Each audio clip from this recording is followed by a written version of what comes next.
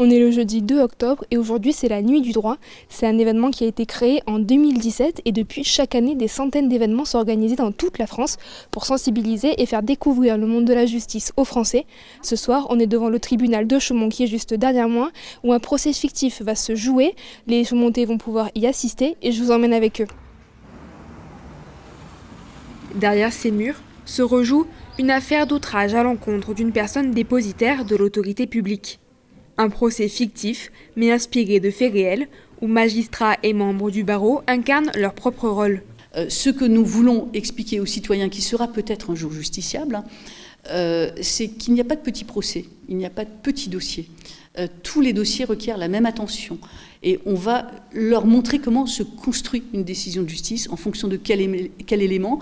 Parfois, des éléments totalement anodins dans un dossier se révèlent tout à fait importants et peuvent faire basculer la prise de décision. C'est ça qu'on va essayer de leur expliquer ce soir lors de l'animation du délibéré.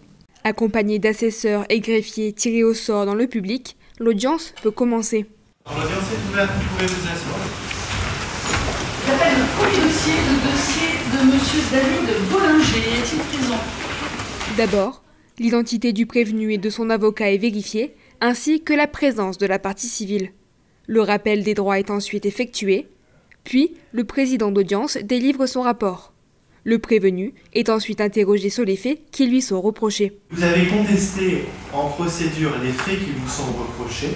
Enfin, je lui ai juste dit qu'elle n'était pas au-dessus des lois en tant que maire. Les assesseurs, les avocats et le procureur de la République peuvent ensuite poser leurs questions avant les réquisitions et les plaidoiries. La défense des intérêts de ma cliente nécessite d'aborder la question sous deux angles. L'angle de Madame le maire et l'angle de Madame Lafleur. Un procédé minutieux est très important dans le monde de la justice. Cette représentation permet également d'illustrer le métier d'avocat, souvent connu à travers le prisme de la fiction. Mon rôle sera principalement de montrer quel est le rôle de l'avocat dans le cadre d'un procès pénal. Parce que très souvent, l'avocat est vu sous le prisme de ce qu'on voit à la télé, qui en réalité sont forcément des choses fictives et qui ne relatent pas forcément ce qu'est réellement le métier d'avocat. L'audience touche à sa fin. Le président et les assesseurs sortent de la salle pour délibérer. Et pour renforcer l'aspect interactif, la présidente du tribunal délibère aussi avec le public. Qui est pour la culpabilité? Et qui est pour la relaxe? Une demi-heure plus tard, la sentence est tombée.